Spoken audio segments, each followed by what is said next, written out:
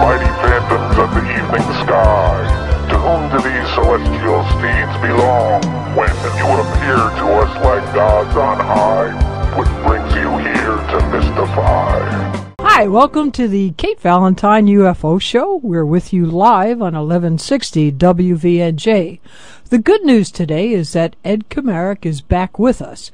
The bad news is that the 1 hour that we have for this interview is barely enough to cover even the main topics that he brings up in his brilliant, just-published book, UFOs, Exopolitics, and the New World Disorder. Welcome to the show, Ed. Thank you so much for being here. Hi, Kate. Hi. Oh, it's hard for me to know where I start to review your book with you. And if it's okay with you, I'd like to take a quote from your dedication and just read it. It's, if our leaders had not failed us in the 1940s and the 1950s, the positive vision of Star Trek could now have become our present-day reality. In this book, you will show that had our leaders embarked on a policy of openness and transparency in regard to extraterrestrial contact in the 1950s, rather than secrecy and cover-up, human evolution would have moved forward instead of backward, and the Earth's environment protected. That's quite a statement, and I think that's sort of the theme of your book. Yes. Basically, what I try to do in the book is pull together my 40 years of experience in the field, and, there's a lot of garbage out there and trash, scammers and all this sort of thing. And what I try to do is, sort through all that, sort through all the ore, and find those few gold nuggets. And what I did was take the best cases, both extraterrestrial contact and whistleblower testimony, and use that as a basis for my concepts in the book. And what I'm trying to do is bring people beyond the collection and analysis stage of intelligence work to a point where they move into the issues and implications of extraterrestrial contact. Not worrying about trying to figure out what happened at Roswell, or did Eisenhower meet with aliens in 1954, or what was that light in the sky, but what are the implications and issues regarding extraterrestrial contact. And the point that I'm making is that we're up against a formidable adversary of special interest that had the best intelligence available from the CIA and NSA MJ-12, in which they were all connected, to move right up from the collections and analysis stage up to implications and issues, and act on those issues in a way that's been very destructive for humanity in order to protect their own interests in corporate interest in industries. And the problem that we have is that people have a problem even getting to the issues and involving extraterrestrial contact, because they don't even know if UFOs exist or if they're extraterrestrial. And so I have to kind of take people step by step through the book, chapter by chapter. And in the first chapter, for instance, I start with evolution on other worlds. That there are many different types of extraterrestrials being reported, and we have some very good cases. And they seem to be evolving in ways similar to ourselves. But for instance, if the asteroid hadn't hit the Earth and knocked the dinosaurs way back and leaving only the birds, an intelligent dinosaur may have evolved from this planet. If the asteroid had hit, it was even more destructive and killed off everything but insects. We know how tough insects are. The insects may have evolved an intelligent insect. And so this is basically what we're seeing in a lot of these credible reports, that there are many different types of extraterrestrials, and they're interacting many different ways amongst themselves and with us. And we really need to get up to speed on that. And in order to move into that area, into the Star Trek positive vision of our future, rather than the destructive vision and propaganda and brainwashing that's been applied to the public for the last 70 years by some elite corporate bankers, industrialists, and European royalty, who essentially control access to extraterrestrial technologies for their own benefit to make trillions of dollars. And then, of course, you have the involvement of the press and the media not doing their job and bringing it all to light.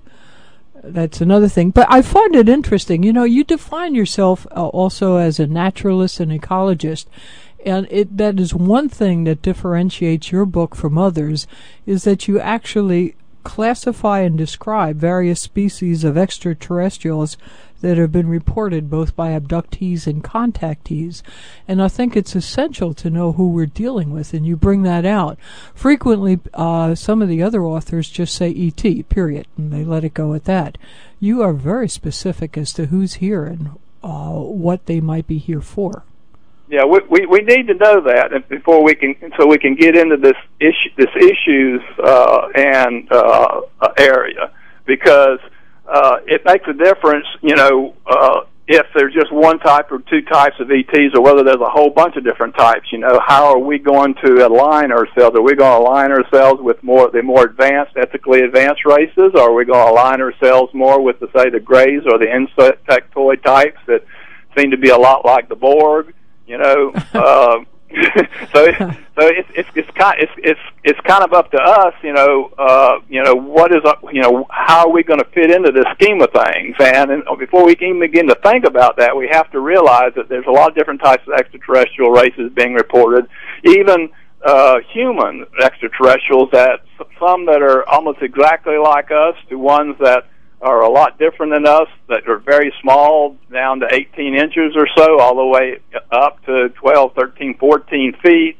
Albert Rosales has done some of the best work on humanoid contact cases, and he has over 4,000 cases since the 1940s that I reference in the book, and people having contact with a lot of different types of human or humanoid type extraterrestrials. So how do we fit into that? So first, though, we kind of got to get the basics. We got to, that's what I've tried to do in the book. Is I have a whole chapter on what I call the human extraterrestrial megapopulation. I have a whole chapter on the gray megapopulation that seems to be in conflict with the human megapopulation somehow. I have a whole chapter on the tall white extraterrestrials, because that Charles Hall case has brought in so many independent witnesses who have seen the tall whites and confirmed parts of Charles Hall's story. And in the Charles Hall story, you can go on OpenSETI and run down the left side of the page, and there will be an article on Charles Hall there. And basically, he was a weatherman back in the 1960s on Nellis Air Force Base up from Indian Springs there in the mountains, and he encountered the tall whites there, and the tall whites were kind of, and the Americans were kind of getting to know each other, and some people were getting killed. It was kind of a hostile environment to be thrown into, and ultimately they kind of worked things out, and it turns out that Nellis Air Force Base is built around, according to Charles Hall, at least two extraterrestrial bases. One, the tall white base, which is about 300 individuals, and the gray base, which is a lot more occupants to that base, according to what Charles Hall told me personally. So I got so interested in that case that I went out there and even found more independent witnesses to these tall whites. So what I'm trying to do in the book is, and then I have another chapter on extraterrestrial warfare that goes all the way back, perhaps 8 or 10,000 years ago. The Vedas, and the Vedas are just full, the Mahabharata and whatever, just full of extraterrestrial conflict, and we have that all the way up to the present day. In Russia, there's a case that I've referenced that I think several disk UFOs started attacking with beams of light, a golden UFO, and finally it crashed to the ground in Russia. And remarkably, there's quite a lot of cases that I was able to find that are credible in that regard. And then I have a whole chapter on what I call the alien resource cartel. That is basically these global corporations that got involved in reverse engineering these technologies early on. Some of your listeners will probably have read Colonel Philip Corso's book, The Day After Roswell, and in which these extraterrestrial technologies are brought into the marketplace for great profit and in the defense industry and in the secret space program. And so these industries are making trillions of dollars off of reverse engineering this technology and getting it into the marketplace and defense, and they got a monopoly on that. It's a lot like what OPEC has, except these are corporations owned by these bankers and global bankers and industrialists and some European royalty and whatever. And so that's what we're up against. These people, in the highest levels of business have contacts all through government, so in a sense they control governments. They control the media. They control the national security apparatus. William Parsec was a security expert out at Nellis Air Force Base. He was the one that came up with the idea of put sensors in fake rocks all around Nellis Air Force Base to prevent intrusions and whatever. And he attended a meeting in which this German baron showed up, and all these American generals are there briefing this German baron, and he realized that the national security apparatus of the United States was no longer under the control of Americans. It was under the control of Europeans. And he lost a couple of friends, and according to his wife, maybe his own life, digging into this. Well, I tell you, I want to get back to that right after a break, and we're going to have to take a quick one here. This is Kate Valentine. I'm speaking to Ed Komarek. He's talking about his new book, UFOs, Exopolitics, and the New World Disorder. Ed, what's the best way for our audience to get a copy of that book? It's available on Amazon. Okay. They've discounted it, so it's a really good deal. Just about $11.50. I made the book really cheap, so that people could afford it, but they discounted it, so it's almost at a wholesale price now on Amazon. And the Kindle version I made free for your readers today. So anybody that's got a Kindle or wants to download some free software from Amazon can get the Kindle version of my book for free. Wow, that's really good. That's excellent. Okay, we're just going to take a quick break. If you have questions for Ed right now, post them on our website, AtlanticCoastUFOs.com. After the break, we'd love to hear from you. Very controversial information, but very important.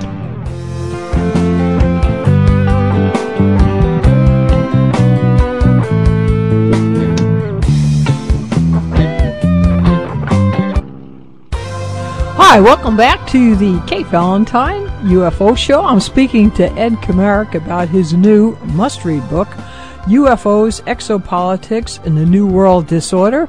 Love to hear from you. Post your comments, AtlanticCoastUFOs.com. Ed, I'm sorry, I think I cut you a little bit short before the break. You were making some very nice offer to our listeners about the Kindle books. Yeah, the Kindle book I made the Kindle book free today as a special promotion. They allow me several days out of every 3 months to make it free, and so I made it available for your listeners and anybody else that wants it. And also, I'm also on Facebook. If people want to friend me, I accept all friendships. Last time I was on your show, I ended up with about 20 or 30 new friends, so I know you've got a lot of listeners. And so I really appreciate being on this show. And I also have a blog called exopolitics.blogspot.com /. But probably the best way is just if you can type in my name is Ed Komarek, spelled Komarek, and you can get in touch with me that way. Well, I know just before the break, too, we were talking about this sort of a conspiracy of a sort, but you label it the breakaway civilization, and I think that's a really nice term and one that you might want to define, because we did have a question that came in from Casey, and Casey stated that he agrees, or she agrees, that the large companies are in control, which is what is preventing true disclosure. What is it going to take for citizens to gain control and benefit from this technology? That I know you devote chapters to that. That's a great question, and so I guess best to start with who's covering up, and that's the breakaway civilization. Well, it's a normal thing that elites do. I mean, you can go back to ancient times in Rome. You know, the elite Romans had flush toilets and hot baths, and while other people had to go bathe in the river. or the North Koreans, they have the most modern technology, cell phones and televisions and everything else, but their people are starving to death. So the elite tend to create their own little advanced breakaway society in every country. Right. And what this is just up on a much larger level, where the global elite have created what Richard Dolan, I think, coined the term breakaway society.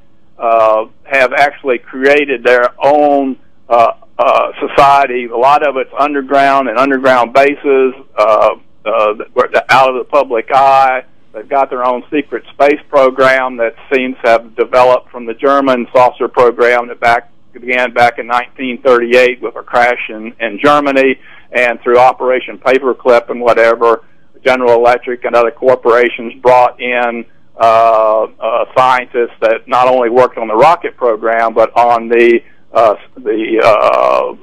electrogravitics programs and whatever. And so there's a very important paper that I published in its entirety. It's called the Wright-Patterson Electrogravitics document in 1956, and it's really a smoking gun that shows in 1956 all these major corporations like General Electric were working on reverse engineering these technologies, and they're even talking about putting compact nuclear power plants inside of flying saucers. And in 1959, Boyd Bushman, senior scientist Boyd Bushman, who worked at Lockheed Martin, showed on his second interview, he showed a schemata of a flying saucer that had a compact nuclear power plant in it in 1959. And so we can follow this timeline, all the way through the 1950s into the 1960s, in which Charles Hall was talking about the shuttlecraft, the tall white shuttlecraft that he was on there at Nellis, that the tall whites were using had Boeing and other big corporations' logos stamped into the different parts. So they were reverse engineering the tall whites craft, and the tall whites craft were even using those craft to travel around the Earth and that sort of thing. And so there's this very distinct timeline all the way to the secret space program that was really publicly first really brought out by a computer hacker called Gary McKinnon in England, and who they're still trying to extradite to the United States, that came across lists of whole numbers of off-world craft and lists of off-world officers. And we found out later that was called. So I was told that Gary didn't really come out with it. But he knows about that it was called Solar Warden, and I actually researched it and found many other different sources from other people that were aware of Solar Warden. And so now what we have is a carrier fleet. Just like you have carrier fleets out in the ocean, but we have a carrier fleet out in space with these big motherships or carrier craft that have a lot of these flying saucers in them, just like an aircraft carrier carries aircraft. They carry these saucers that are supposedly, according to Wendell Stevens, are made by Admiral Bobby Inman, who used to be head of the NSA's SAIC Corporation, and then flown up to the carriers up in space. And there's supposed to be several of those carriers, a number of protectors, and a whole lot of saucers in this fleet. And this fleet, could present a grave danger if the Bilderberg Group, which seems to be in control, or the people behind the Bilderberg Group seem to be in control of all this, if they decided to launch a false flag alien invasion scenario using the secret space fleet against the nations of the world to scare everybody to death and try to get them to come together in this one world government in which they are in control over a one-world dictatorship. So there's a lot of serious issues at stake here. Yeah, that seems to be modus operandi, too. I mean, they'll, as you said, a false flag attack, everyone gets frightened, and then certain social methods of control are put into place. So you think that perhaps this secret space program and the motherships that are circling the world at this time are from here, and in conjunction with these various alien races, and that they may fake an attack so that they can sort of bring about a new world order. Is that it, or the new world disorder, as you put it? Yeah, there's not just one. There's several of these carriers at least. Seriously. By now there may be more, and apparently they're flying all over the solar system. Apparently, according to the sources that I have, that they have a base on Mars and bases on the Moon. And so they're like 50 to 60 years ahead of what the public knows, and the public is getting fed all this propaganda by NASA and the mass media and everything else while they're moving on out into space. Ben Rich, who was the head of the Lockheed Skunk Works that did a lot of this reverse engineering work, said that we have the technology to take ET home. So apparently they're already traveling to the stars now. So, I mean, Star Trek, if this were out in the open, Star Trek would be real for us in the public domain and not just for the super elite in their breakaway society where they could possibly be traveling to other star systems, and we're left here, barely making it. So it's this breakaway society is, it's just what elites do, is they create their own, breakaway society, and they, whenever you have a autocracy, the people at the top, or the top predators, or the top mafia that control everybody else all the way down, the resources all go to the top, and they control of all of society. And so we've got to develop a better organizational structure, and if our bodies operated this way, if the left hand would be getting fat and the right hand would be starving to death, and we wouldn't live very long. So we've got to create a society and that's going the way that our bodies operate. Our bodies are operated by supercomputers in the brain cells and in the cells and everything. We don't even realize how digestion takes place, and the cells are fed, the blood flows through the body, feeds the cells, takes away the waste products. Well, a really advanced society, supercomputers will take care of all that, and people will be fed and taken care of as they should be, so they can concentrate on what's important, not just on basic survival needs and that sort of thing. That'll all be taken care of by computers and whatever. And so this is another reason, for a cover-up, is because these global leaders realize that if we had direct contact with these more ethical races, that we would see how well they were living, and we'd want to emulate that. So we wouldn't have much use for our present leaders today, and this would throw us in direct conflict with our leaders and create a global civil war. And just like what you got in Syria, the people in Syria realize there's a better way. They want democracy. They want better living standards. They're in communication with the rest of the world, but their leadership is willing to die, keeping them from getting what they want.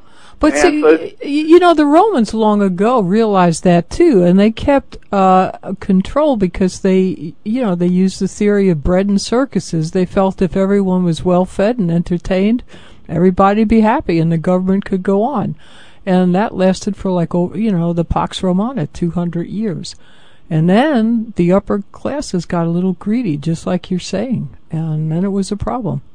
Yeah, well, they got plenty of circuses, but they're running out of food right now, and as people get hungry, they're starting to rebel a little bit, So yeah. These greedy elite are cutting their own throats because basically, by taking so much and leaving so little for the rest, they're inviting revolution and people to wake up and get on to exactly what I'm talking about here and go after them. I mean, we're getting names and addresses now. The latest Bilderberg meeting that was in Virginia back in early June, they were demonstrators out there, Alex Jones and others, and they were taking pictures of everybody that was going into this Bilderberger meeting. Kissinger, Obama's economic advisor, the head of the Department of Treasury, Romney was there. They don't know if Obama was there. All this is going on in secret, and it's not even mentioned in the mainstream press. The AP actually showed up, but they never reported on this. So here you have this secret meeting going on once a year in different places all over the world by the world's top leaders in finance and in industry and in politics and military. The head of the NSA was there. Well, all these people all meeting in secret and not reported. No, it's not secret. They're just looking out for us, Ed. You know that. Anyway, we've got to take another quick break. By the way, Ed, you got 3 very nice thank yous from a guest and from Earl and from Dale, who downloaded the Kindle, and they say to thank you very much. Anyway, we're going to... Oh, thank you. We're going to take a short break. Kate Valentine here on 1160 WVNJ, speaking to Ed Komarek about his new book. It's a must-read for you out there, UFOs, Exopolitics, and the New World Disorder. We'll be right back. We'd love to hear from you. Post your comments at AtlanticCoastUFOs.com. Be right back.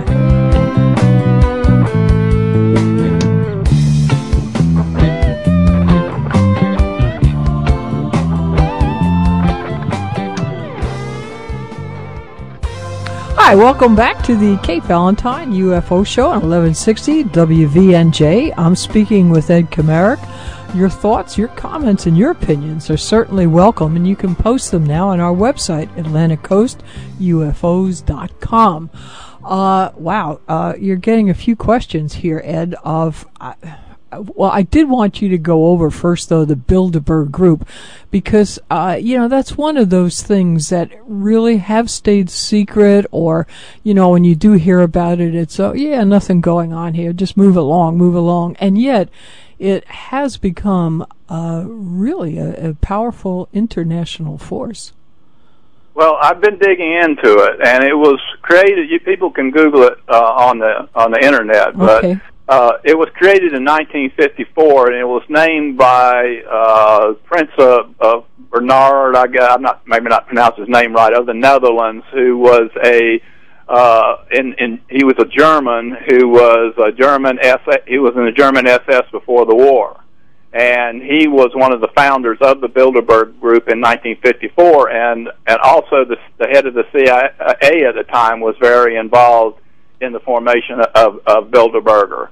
And if you look back, the way to understand something that's going on in the present is to understand its history. And what we're seeing here is the core of this group are Nazis and fascists that right after the war perhaps came up with a plan B, being that they lost the overt war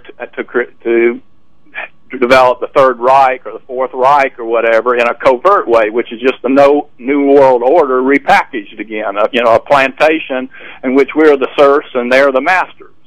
And they've been acting step by step on this ever since the war, and they were the ones, and they have admitted to it, they created the European Union, they created the European currency. They want a North American Union. They want an Asian Union. They want the world divided up into four different unions, and so that they can better control everybody. And the same thing as they're pushing it down through Agenda 21 is coming right down to the grassroots, right down here in the Grady County, where we fought against zoning 9-1 against and stopped zoning. But zoning is a part of this Agenda 21 that comes out of the UN. But the UN is heavily influenced by the industrialists and the bankers and European royalty as well, and so they're clamping down on us in all kinds of ways through our governments, because they're in control of our governments now. We're no longer in control of our government. These top bankers and industrialists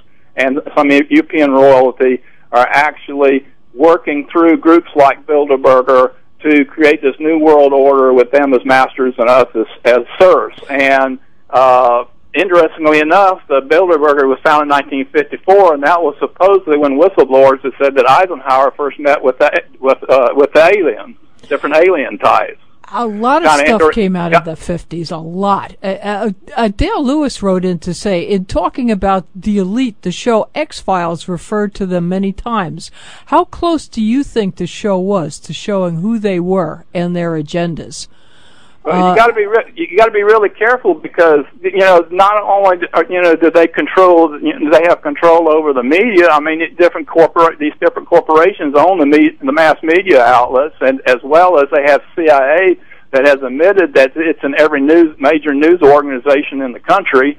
So that they're controlling the media, they're controlling the military. They're controlling all aspects, the whole national security operations, in which they are at the top of the pile with the need to know, the ultimate need to know, and the highest security clearances. And that's what Admiral Wilson found out when he talked to Stephen Greer, and he went to find out where this program originated from, and he was met by corporate lawyers who asked him, said the only reason they met with him was because they wanted to know where he got his information from, but they were the gatekeepers. It wasn't any public official that was elected or anything. It was corporate lawyers that were in control over this special access program. Wow. And then Steve wrote in, too. He said, and I'm going to read you two questions in a row. Steve said, do you think this has something to do with NASA discontinuing space exploration publicly? And then Earl wrote in with a sort of another question along those lines.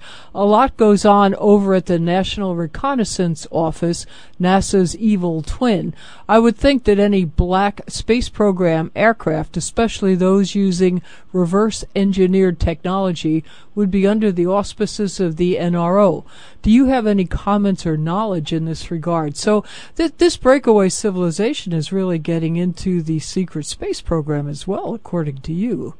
Yeah, the Bilderbergers control all of this. They control the movies that you're seeing. I mean, they've been in the propaganda movies and during World War II, and the propaganda the public all the way to the present. They've got a lot of experience. So what they've been doing is apparently they've been behind a lot of these scary alien invasion movies and perhaps preparing us for a false flag alien invasion, that the very people that are ridiculing and scoffing at all this, be the first to go screaming to their government for more controls on their lives and everything else, because the aliens are invading. All they've got to do is shoot up a few cities with their space fleet and pull out some alien bodies and blame it on the aliens, and people will all come together to fight these aliens. And that's what what the idea is behind it, and it's nothing new. I mean, if you look at in Operation Paperclip, Dulles brought out of Operation Paperclip a complete German intelligence unit into the CIA against Truman's orders, in which Truman said he didn't want any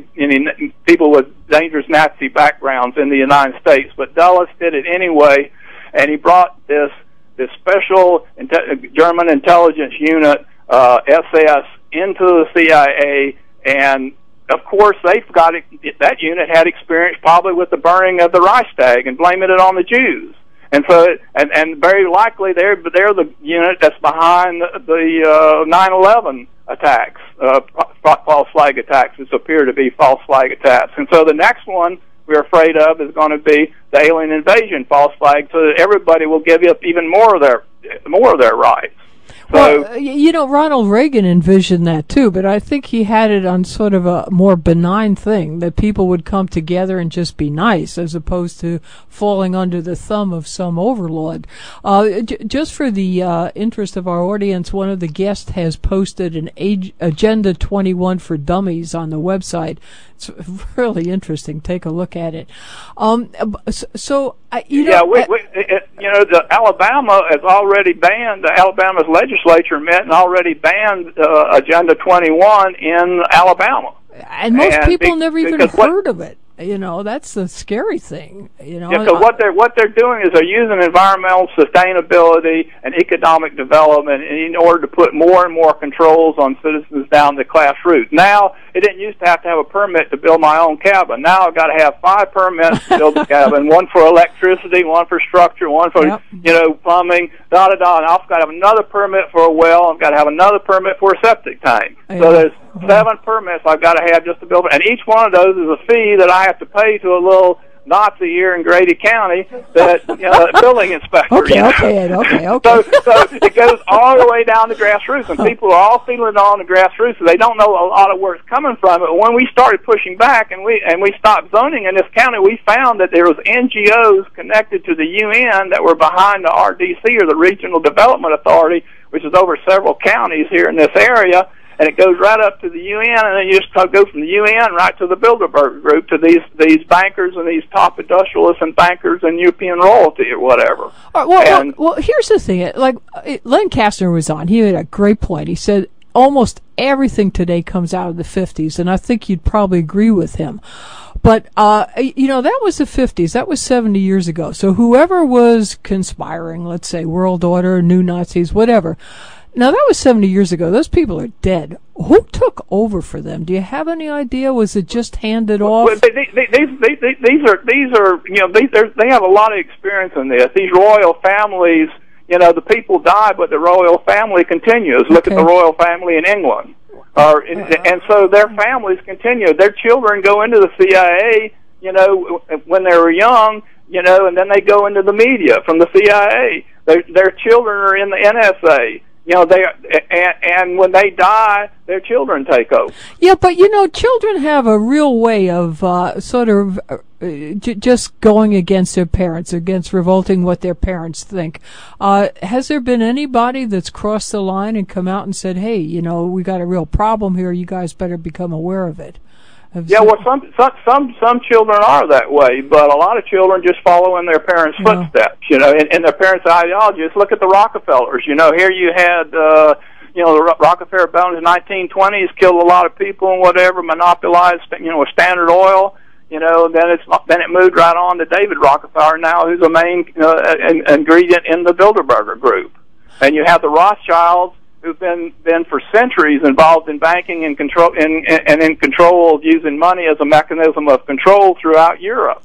Well, I remember one of the princes of the Rothschild family committed suicide with a sash from his bathrobe, and he hung himself from a towel rack in the bathroom. So, and yet, look at Lawrence Rockefeller. Lawrence Rockefeller is a good guy. He tried to get with the Clinton administrator to get the truth out to the public, but you can see how far he got because David Rockefeller and these money people are so much more powerful.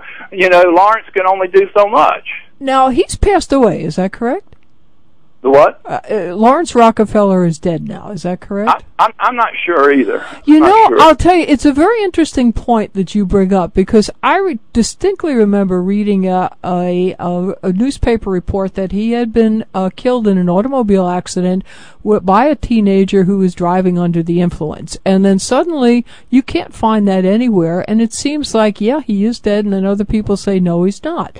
And that connected to his attempt to bring it out into the public via the Clintons. It's sort of an interesting backstory there, I think. I dealt with his head of his command. I never dealt with him directly, but I communicated years ago with with the guy that was under him. I forget his name or whatever, but.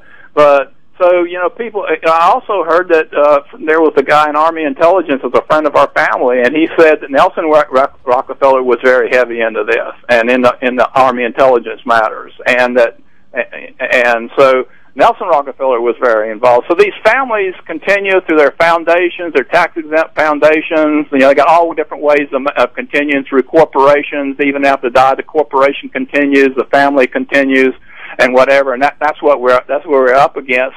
Fortunately, it seems like their egos are the children are not quite as smart. They're more greedy than their parents are, and they're coming more in the open, just like they did this whole thing at the Olympics, for billions of listeners, with this occult symbology at the Olympics that they broadcast all over the world, the opening ceremonies and everything, wait, we'll get back to that right after the break. That's a good one. This is Kate Valentine. I'm speaking to Ed Komarek about his new book, UFOs Exopolitics, The New World Disorder. You can get a free copy of this on the Kindle right now. And you should tell your friends about it. It's a great book. We'll be right back after a short break. If you have questions, you can post them right now at AtlanticCoastUFOs.com. And give Ed a big thank you after the show on his blog spot. I'll be right back.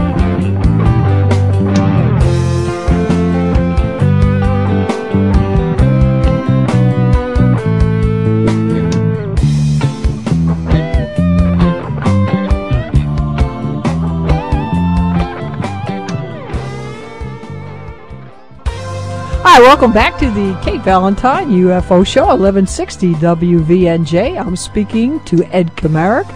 He is the author of UFOs, Exopolitics, and the New World Disorder. You can also get a copy of his book now on Kindle. Ed has very generously given that to our audience today only for free. Ed, just before the break, you were talking about the secret symbols in the Olympics. That is so cool. I think you're the only one that's brought it out publicly. Could you just tell our audience about that? It's really been out on the internet a lot. You know, I've posted a number of links to my wall. You know, to it.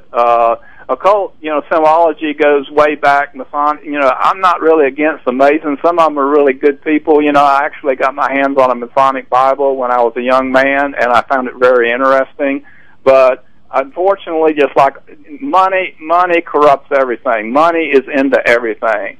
Money right now is in control of all these institutions. Even the Masonic Lodge, the highest level adepts, I'm afraid, are Satanists. Are very dangerous people, and they're using this occult symbology, and they came out with it in the Olympics in an unbelievable way. The lighting, was like triangles. The eye and the pyramid, all this stuff. Even NASA on its rover website showed they were showing the how to resolve images, and they resolved the image right down on the all-seeing eye on the pyramid on the dollar.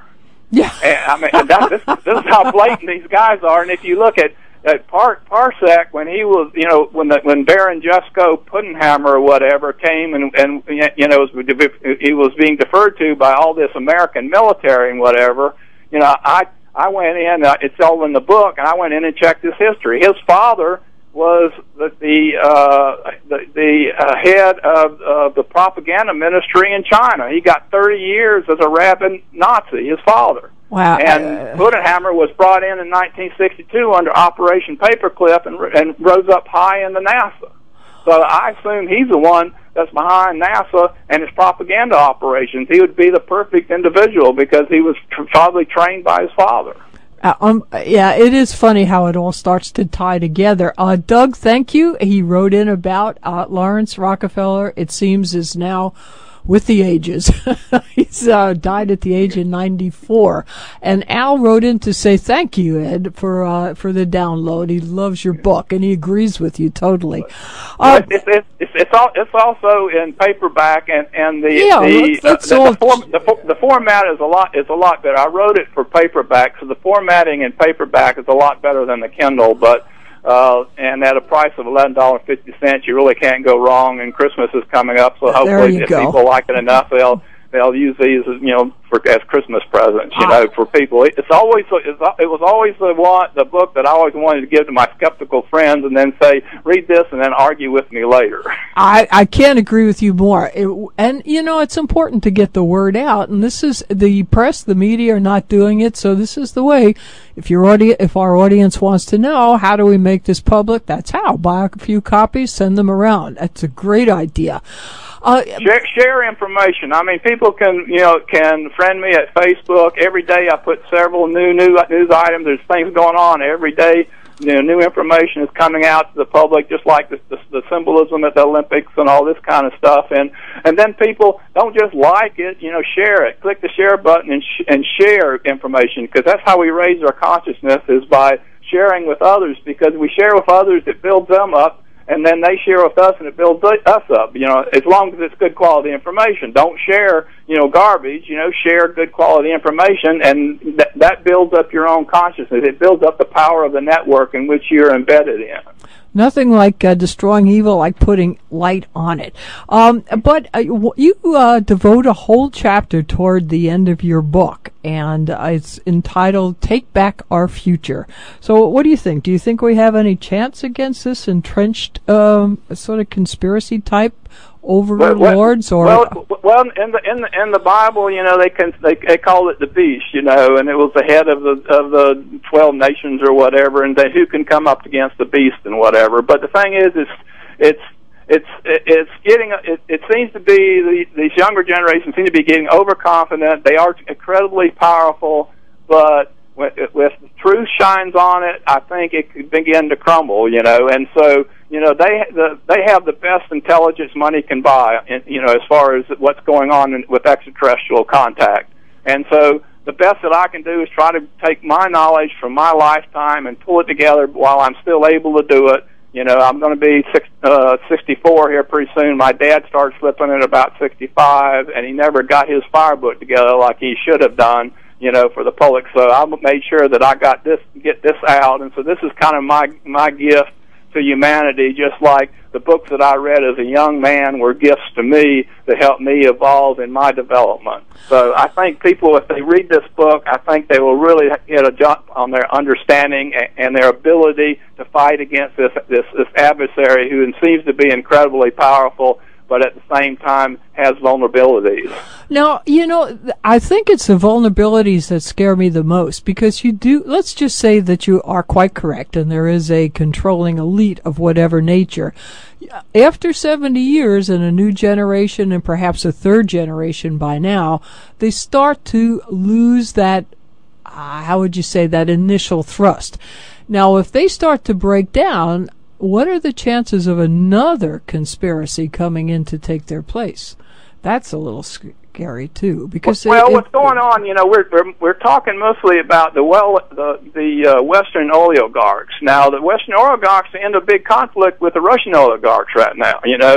At the latest Bilderberg meeting, they had two of the dissenters there that were going to run against Putin, and so Putin apparently kicked the Rothschilds out of Russia. So right now, the Russians and Bilderberg are not getting along, and Bilderberg is trying to undermine Putin. In the same way, the Chinese oligarchs over there are a little concerned about what's going on, too, and how powerful these Bilderbergers is, and how you got McDonald's in every country of the world, and it connects right to Bilderberger through these main names. There's a graphic on my webpage that somebody went to a lot of work to do an organizational chart, and it has Bilderberger in the middle, and it has these lines going out to all the people that attend these Bilderberger meetings, and then the lines go to all these corporations that these core individuals are connected to, McDonald's and McDonnell Douglas and General Electric and all that. And so people definitely want to look at that chart. I mean, somebody really did their homework on that chart. So we're up against a formidable adversary, but once we understand what's being done to us, once we understand that we're under covert attack and have been for 70 years, then we begin to protect ourselves. But we've got to get beyond what happened at Roswell, or what is that light in the sky, or did Eisenhower meet with aliens in 1954, and think about the implications of contact. What are these people so scared of? Why are they so scared that the people will get to know that these ethical ETs live so well, and that we'll want to emulate them, and that we won't have need for our current leaders or whatever, and create end up with a civil war. They know all this. That's why they acted early. That's why they acted 70 years ago to stay in control of this technology, both for profit and also to protect their already outmoded industries. They don't want the fossil fuels industry, transportation industry, pharmaceutical industry to go the way of the gaslight companies when the electric light bulb was invented. Wow. They're dealing with issues.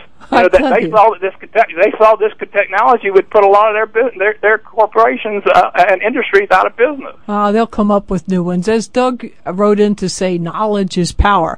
Well, Ed, as I said at the beginning of this show, 1 hour would never be enough to cover all the information, thoughts, and conclusions that you've reached in your book that you've gathered together over decades. Your book, UFOs, Exopolitics, and the New World Disorder, it's just great, and our audience will have to get a copy and find out for themselves. So again, how is your book available to them? Okay, it's available on Amazon in both print and on Kindle, and today we have it free on Kindle for your listeners and anybody else that wants to download it for free. Okay. But they can also contact me on Facebook if they want a little bit of daily information on their Facebook feeds. I do that too. And that's Ed Komarek, Komarek, and really go to the Facebook page. You've got a great one, and your blog spot was terrific too. I got a lot of information out of both. Well, Ed, thank you so much for being here and for such thought-provoking insights into today's world. Sincere thanks, as always, to both Bill and Dave for all their help in bringing this show to the air. Of course, always a big thank you to our sponsors. As always, the biggest thank you is to you, our listeners. You can hear us now, not only live, but on podcast and YouTube. So we'll see you next Friday at 1. Our guest then will be Albert Wenzel, another very interesting guy with a lot of interesting thoughts. And until next Friday, This is Kate Valentine reminding you to keep your eye on the sky. Bye.